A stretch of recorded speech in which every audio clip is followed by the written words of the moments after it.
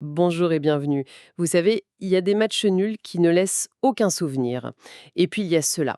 Ceux qui ont un peu le goût d'une victoire pour les uns et d'une défaite très amère pour les autres. Le Sénégal RDC de la Coupe d'Afrique des Nations, c'était exactement ça. Un score de parité qui en réalité raconte une histoire de pouvoir, de stratégie et de basculement psychologique.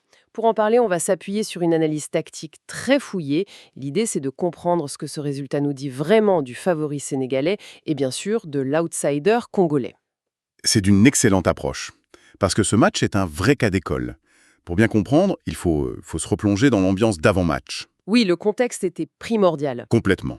D'un côté, on avait le Sénégal, tenant du titre, qui arrivait en mode rouleau compresseur, sûr de sa force. Le grand favori. De l'autre, la République démocratique du Congo. C'était un peu l'énigme. Une équipe talentueuse, mais qu'on disait fragile, qui avait eu un début de tournoi un peu poussif. Sans oublier le poids de l'histoire. La RDC n'avait pas battu le Sénégal depuis des années. Exactement.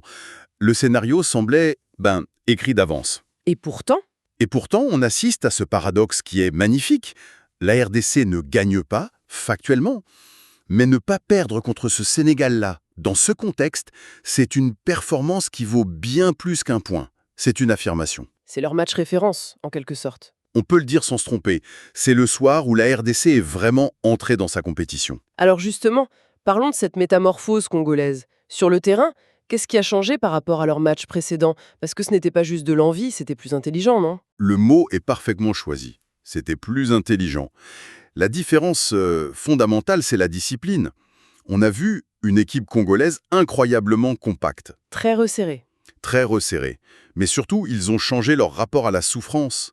Ils ont accepté de ne pas avoir le ballon, de subir des vagues. Subir ou gérer? Gérer, voilà, c'est le bon mot. Ils ont géré les temps faibles. C'est toute la différence entre une équipe qui défend en panique et une qui défend avec une intention claire. C'est l'idée qu'on ne peut pas toujours imposer son jeu, mais on peut toujours empêcher l'autre de jouer le sien. C'est une vraie marque de maturité, exactement. Ils ont contrôlé leur souffrance. Et en face, le Sénégal est un peu tombé dans le piège de sa propre force. C'est-à-dire? Ils ont eu le ballon, ils ont occupé le camp adverse, surtout en première mi-temps, mais c'était une domination stérile. Ça donne l'illusion du contrôle, mais en réalité, l'adversaire n'est jamais vraiment en danger. Ça, c'est un grand classique du foot moderne. Ça me rappelle des matchs de Première Ligue où une équipe a 75% de possession mais ne cadre que 2 tirs. C'est exactement ça. Avoir le ballon, ce n'est pas avoir le contrôle du match. C'est la distinction fondamentale entre possession et contrôle. Le Sénégal avait la possession, mais c'est la RDC qui contrôlait les zones dangereuses et surtout, le rythme émotionnel de la rencontre. Et en ne tuant pas le match. En ne marquant pas ce deuxième but, ils ont laissé la porte psychologique entr'ouverte. Et dans une CAN, une porte entr'ouverte, c'est une invitation à entrer. Et ce moment, bien sûr, c'est le but de Cédric Bakambu. Quand on le revoit, il est fascinant parce qu'il résume toute la soirée. Bah oui, ce n'est pas un hasard, c'est la conséquence directe de la frustration accumulée à force de buter sur ce mur. On sent un petit relâchement sénégalais. Un léger relâchement au marquage, un couloir mal couvert pendant une fraction de seconde. Et c'est tout ce qu'il faut. Bakambu, qui n'a pas été le joueur le plus visible, fait ce que fait un grand buteur, il sent le coup. Il est là, au bon endroit, au bon moment. Et là, tout bascule.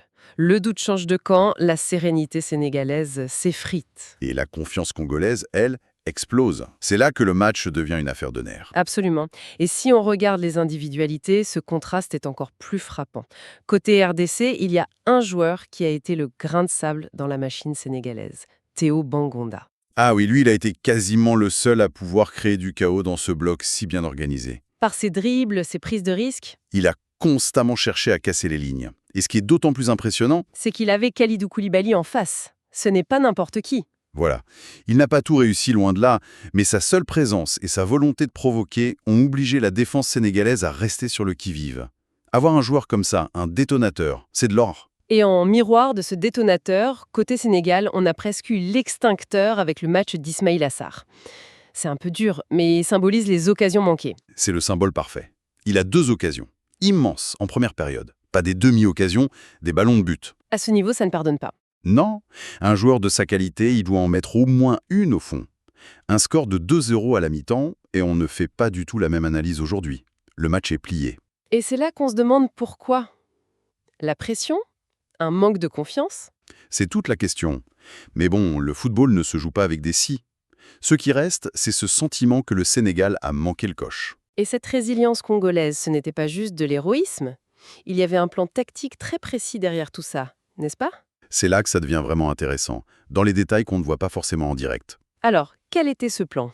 Le plan de la RDC n'était pas de prendre le jeu à son compte, c'était de contrôler les espaces. Le sélectionneur a mis en place un bloc médian très très dense. L'idée, c'était de fermer l'axe. Ils ont forcé le Sénégal à devenir prévisible. Le jeu sénégalais s'est résumé à beaucoup de centres que la charnière centrale a pu gérer. C'est une forme de contrôle sans le ballon. C'est tactiquement très fort. Et côté sénégalais, au-delà des ratés de Sarr, qu'est-ce qui n'a pas fonctionné? C'est l'effet domino, j'imagine. Bah oui, quand un ailier comme Sarr n'est pas performant ni dans le 1 contre 1 ni dans la finition, tout l'équilibre est rompu. On a vu Nicolas Jackson, l'avant-centre, obligé de beaucoup dézonner. Constamment. Il venait sur les côtés pour aider, pour créer, mais la conséquence, c'est qu'il n'y a plus personne dans la surface pour peser sur la défense. Le jeu devient plus lisible. Jusqu'au changement. Et là, l'entrée d'Iliman Ndiaye a tout changé. C'est le tournant du match pour le Sénégal. Ndiaye apporte un profil complètement différent. Il sait jouer de haut but, garder le ballon sous pression, se retourner. C'est un connecteur. C'est un joueur qui connecte les lignes. Et ce n'est pas un hasard si l'égalisation de Mané vient d'une action initiée dans l'axe par Ndiaye. Et comme par magie, l'égalisation vient d'une action axiale, là où c'était bouché pendant 80 minutes. Voilà, son entrée a offert une nouvelle clé.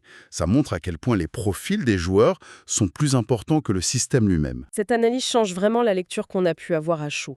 Et ça tord le cou à quelques idées reçues, la première étant que la RDC a subi tout le match. C'est une erreur d'interprétation. Subir, c'est être acculé, défendre en panique. La RDC a défendu. C'est très différent. Avec un plan. Oui, ils ont choisi les zones à protéger. Ils n'ont pas subi les événements, ils les ont gérés. Le Sénégal a eu le ballon, mais la RDC a eu le contrôle émotionnel. Et la deuxième idée reçue, le Sénégal a joué à 70%. Ça aussi, c'est une lecture un peu facile. Je ne pense pas qu'ils étaient en gestion. Je pense qu'ils ont été confrontés à un problème qu'ils n'avaient pas anticipé. Leur plan A n'a pas fonctionné. Exactement. Ils sont arrivés avec un plan A très performant, mais ils ont mis du temps à comprendre qu'il ne marcherait pas ce soir-là. Ce n'était pas un manque d'envie, c'était un problème de clé pour la bonne serrure. Alors, projetons-nous un peu. Qu'est-ce que ce match nous apprend pour la suite, pour la RDC?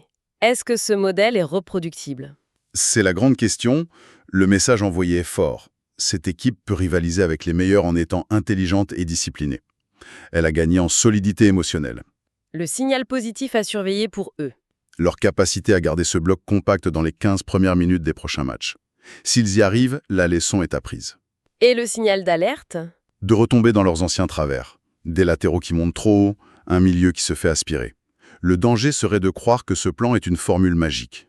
Et pour le Sénégal, c'est presque une crise de riches, non? Tellement de talent, mais un vrai casse-tête offensif?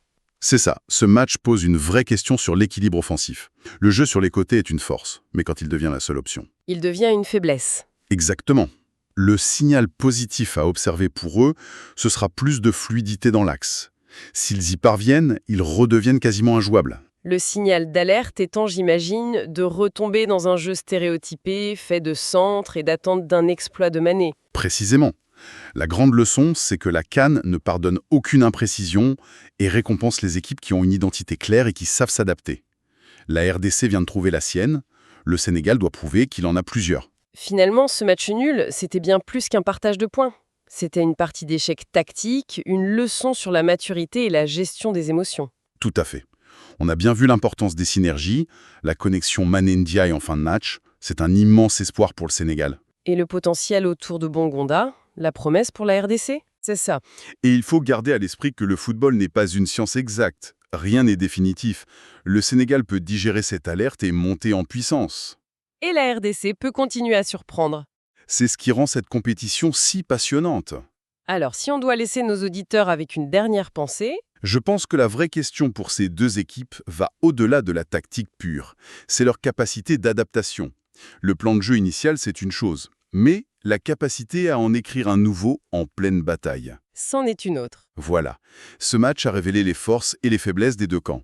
Laquelle des deux équipes sera le mieux à prendre de cette soirée pour évoluer? Ce qui soulève une question presque philosophique pour le Sénégal.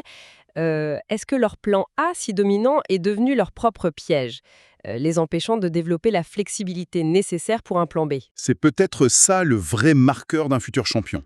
Pas la force de son plan A, mais la qualité de son plan B.